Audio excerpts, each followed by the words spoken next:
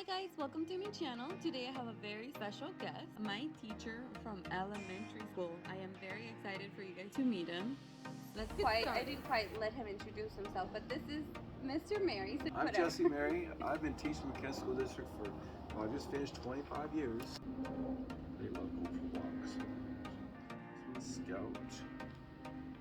She's 8 years old. Aww.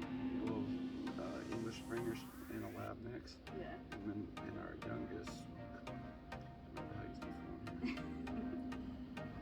I know, I've been dealing with technology lately because you know how there's like so many different sites you can post like a lot of things. Right. I feel like I'm in school all over again.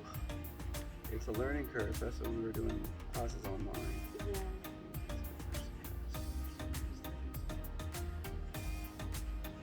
Out on the beach, there's girls. Oh. Yeah, we're heading to vacation. And my oldest son, Russell was just a little guy when you were in my class. Oh, I know. And now he's going to be a sophomore at Grand Canyon University. And James is 14 and he's going to be a high schooler at Townships High School over in Federal Way. Oh. And how is your wife? Your wife was actually my my brother's teacher.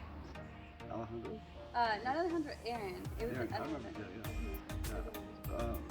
yeah, she's now at Sue's Creek Elementary, which is probably that way. Oh, what is she teaching? She teaches in 2nd grade. She job shared with the lady Mrs. Wallace down in Neely, and she's still with Miss Wallace. They both went together. I remember her at KM. Was she at KM at some point? No. For some reason, I thought I was like, I remember her from there. No, she has always been. She was at Springwood before she joined me at Neely, and then she moved to Sue's Creek. So we've been in the district for 25 years, so it's been a while.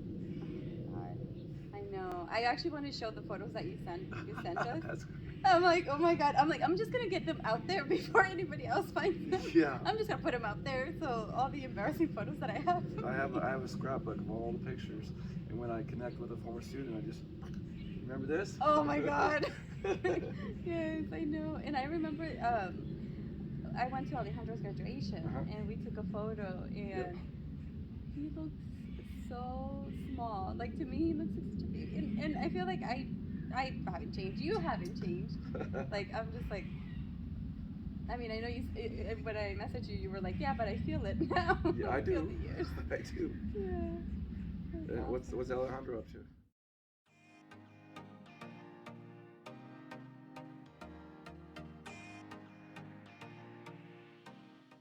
Are they going to New York?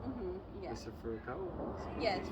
Yeah. So like, I was telling her, I'm like, he was my teacher, and I was like, that's probably one of the teachers that might reach out just for him. Like, maybe I can just go by and like, if he's willing, like, he'd be willing. I'm like, I'd be so excited, and he can talk about like his Seahawks. I know he did the Seahawks. He still does the Seahawks. And I'm like, so I think that would be something that the kids would really be excited about and talk about. Yeah, he has 2 more years and then he retires. Oh. And, so when he found out I'd become a PE teacher, I teach PE in the fall, I just reached out to him. Said, please help me, because I want to run a program like you. Yeah. I know, like, I've gone to the schools, and usually the teachers are like, he has the most amazing, like, I mean, not that you have to fill his shoes, but he has like really good everything for like the kids, and like really, like, it just gets all the kids really engaged. The kids excited. Yeah. They love it. And I feel like that's why I reached out to you, because I feel like you were my really fun math teacher. I'm trying. And I mean, I don't remember if math was only the subject. I think because you were my homeroom. You were my homeroom, so I did a little bit of science, a little bit of writing, and then I did math. Yeah. And things. And Miss Coleman did the reading, and Mr. Falcone did the social studies and health and things. Yeah. Yeah, and I also do want to try to see if I can find like a health teacher, just so they can talk about, especially kids when they go through changes and they don't know what's going on. Right. I'm sure, I mean, there's probably a lot of other videos that they can look up, but I think that'll be interesting about like how to tell kids, like, you know, as they grow. Yep. As they grow and things like that. So, I mean, there's a lot in plan, but I'm just so excited that you're here. I remember that you were always so welcoming and always playing like games with the kids, and recess, always playing basketball. I mean, those are memories that maybe you didn't do it all the time, but those are memories that kept with me, like Yep. stayed with me. and and And I still do. And the past couple of years, my principal put me in second grade, and me second grade. But I love second grade too. oh, We had that's so much fun. I brought Lego into my class, and they really liked Lego. I bet. So, Yeah, we're actually a fan of Legos, of course. yeah. And we have. I came from Mexico when I was about. I turned. I don't know exactly the age, but it's like 9 or 10, and I didn't know very much. I didn't speak really well English, and I feel like my English is still not great, but I'm getting better.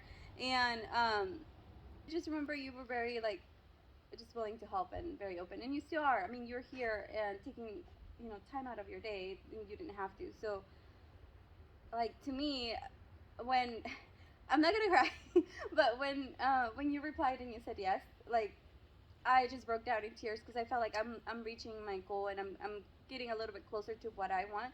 And even if it's just for me or for a hobby, like just knowing that there's teachers as good as you guys. Like, and I think being with the germ that's going on and that we Yeah. have to do online classes, like I don't think a lot of parents realize how much work they do and how like I feel like I appreciate you a lot more. Well, being a teacher, my job never ends. And Yeah. things, and when I always tell my kids that once you're in my class, I'm always your teacher.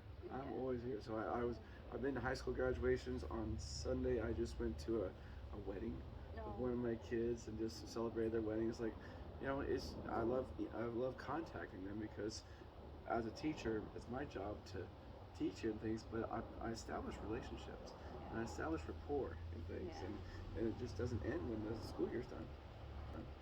By the way, I didn't quite let him introduce himself, but this is Mr. Mary, so you go ahead and just tell.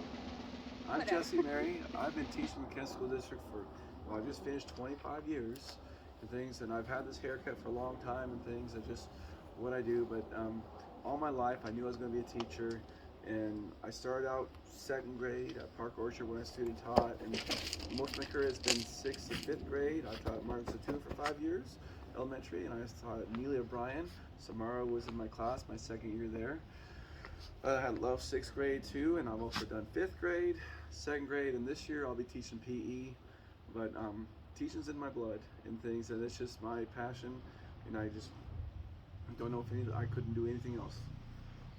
And that brings me to the question: is like if anybody's watching and they want to, and I put plastic wrap on it for the bugs. But if anybody's watching, what advice or is there something that you would want to tell them if they want to be a teacher when they grow up? Like any kids that are like, or even adults that are like, well, it might be my dream too, and if they haven't done it yet and if they want to do it, what's advice that you think would be helpful? Some advice when you're if you're really serious about it, once you get going into schooling, once you get in contact with a school and get observing and things, and when I was going through my schooling, that's just part of the issue. You got to get the classes done, but I learned far more when I was in the classroom, working with kids, working with teachers and things, and I'm still learning. 25 years in, I'm still learning. But if this is something you're passionate about, understand that you're going to have your good days. You're going to have your bad days. It's up and down. But every day is a new day. Every day, every year, I'm a teacher for 25 years. Every year is different in things, but I just can't help but form bonds with all my students, find some common ground in things, and my advice is find something you're passionate about it in things and just go for it. And with that also, what are some, do you think, difficulties and challenges that you guys face as teachers? Difficulties are the changes as we go through time. We're more leaning toward technology, and kids are coming in and they want to be entertained. Well, I'm not an entertainer. I'm a teacher. I can entertain though, in things, but my job is to teach them in things, but they don't want to just go home and play video games. Their mindset is video games, this one. I want to open up a whole world of education to them, and why math, writing, reading is so important, even at a 2nd grade level, 6th grade level, because it's going to last you your whole life in things, because you need reading, writing, and math and things, science, all that good stuff and things. So, and also the challenge was lately, as we know, with the COVID, it's been so difficult. I didn't get a full year of second grade because March 2020 we were told to teach at home, and that just broke my heart, because my heart is with the kids. I want to be there, and just seeing them on the screen, it's difficult, not easy at all. However, we still had that connection, and I was able to connect with the kids, meet with them, and then I taught a new class in September to April online. Issues with Wi-Fi, kids would just leave the screen and things. Huge challenge with that. However, when we got a chance to come back, it was worth it. I came back in April. We were all masked up and things, spread out, but the kids were happy. I was happy and things, to get into learning and to have fun with that too. So yes, you got your obstacles and things, but there's always a way to overcome them and things, and reach out to kids and keep going on. What are some rewarding benefits of being a teacher? Which you kind of already touched a little bit base, but is there anything else that you would like to add? Rewarding is just the relationships I've had. I've had so many former students are friends with me on Facebook and reaching out to me. In fact, I have, we just moved in December because of a former student. She's a real estate agent, and she sold our townhouse and got us over to a new house in West Hill, Auburn, and things. And now we are her first clients to go to sell a house and also get a house with too. We're thrilled to be in the neighborhood. I was thrilled to have a former student of mine come and help us with this process. So if I'm out and about and I see students working, it makes my day. And things, to see kids out there, it makes my days to work with Samara here and see what she's doing, a project that she's passionate about and things, because as a role of teacher, I want to pass that on to kids and find something you're passionate about and just go for it. And I try to instill that, just bring that creativity, bring fun into learning things, because kids, I want the kids to enjoy come to school, enjoy something in their lives. And I'm gonna, I think everything he says, like, I'm in awe, of course, but I'm gonna track back a little bit. I know that a lot of students did have a lot of difficulties learning from home. Even my brother, he started high school, and he got so much anxiety just even thinking about not being in class. Like prior to that, anxiety of being um, behind a computer, and just not just I guess more concerns with like trying to navigate the technology and like things, because it's not something that we're used to. But I feel like a lot of kids not only face that, but they go through anxiety and they go through things, a lot of different, I guess, emotions, whether it's school, that we don't realize. And I was actually glad that he spoke to me, he talked to me, we talked about it, and we found him help. And we reached out to teachers, which they literally walked him step by step, which I'm again amazed of. Like, when you reach out to them and talk to them, it's just, you get this, you get the help, you know. And I noticed with the teaching online and going through COVID here, it's really opened my wise eyes, my eyes to our social emotional learning things. Because when we're seeing the kids and seeing the backgrounds that they're at, and we're trying to do the best they can online, we did a daily check-in. How are you feeling today? If you're feeling upset, if you're feeling happy, if you're feeling down, we had time that the kids can share their feelings, because the teachers are right there with us too. I've had colleagues, I mean, it's hard for all my colleagues and things, because it's not easy. It's something that we had to learn as technology too. A parent of mine blessed me with another screen, so I had two screens, and I was able to see what the kids are doing and see my lesson and things, and I had to adapt.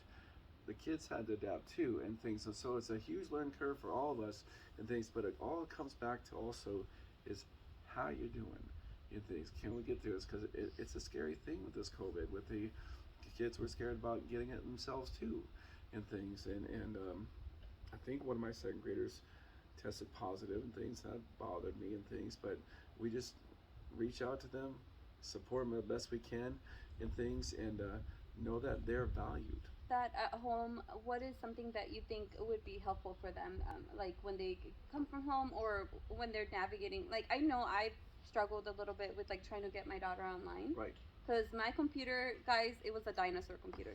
And I reached out to the school. They let us borrow a laptop. I know a lot of kids may not have that accessibility. But as parents, when they're going through things, what can we do at home? Like, do you think that would be helpful for them? I just appreciate my parents reaching out to me. I have a program that I use called Classroom Dojo, and the parents are able to communicate with me. I communicate with them. I send pictures. They can send pictures. I can share with the kids what pictures I've been seeing, things, and they love seeing pictures of themselves and things. But it's just a way to get that communication coming both ways, because they're going through things. I've when I've had struggles with the Wi-Fi, I said, we're gonna try again tomorrow. In things, it's like if it's out of our hands, we just do the best we can. I know the district's gonna support you with technology, and what I did with Class Dojo is I able to say links into them, and just if you're struggling with this, then here's some troubleshooting tips and things, because I was learning it in there with them too and things. I just want to be a support to them. Yeah, I think that's awesome. I feel like with a lot of stuff, even just your normal everyday life, sometimes there's struggles that we don't feel like there's gonna be the light at the end of the tunnel, or there's gonna be like we're gonna get over or get through it. But again, every day it is a new start. It is a new day. So just if you're going through a hard time, just keep going, because things will get better. And you guys will probably see my challenges with the computers, everything that I was setting up and like trying to get everything working. I mean, my tripod would fall all the time, and like in my car, like things that when I was trying to blog, and there's just little things that at that moment I felt like they were so huge, but looking back at them now, it's like it's not a big deal. And if you're going through again a hard time, it really gets better, and just keep going. Keep on keeping on, Mm-hmm. and persevere and things, and um, we have our ups and downs in things, and we can't change the past, but we can do something in the present, in our future, in things. And when I came back on April 12th, I spilled water on my laptop, and there goes my day of instruction. However, my kids will remember that first day, because I brought the Lego and I brought some fun stuff, and I told them tomorrow will be better, and it was. And the kids could see that even though Mr. Mary had a hard time with some of the technology, he's going to be back. He's going to keep trying. And that's what I want to instill to you is don't give up. Keep going in things. Yes, you might go through some hard times. When it rains, it pours at times. Yes. Don't give up.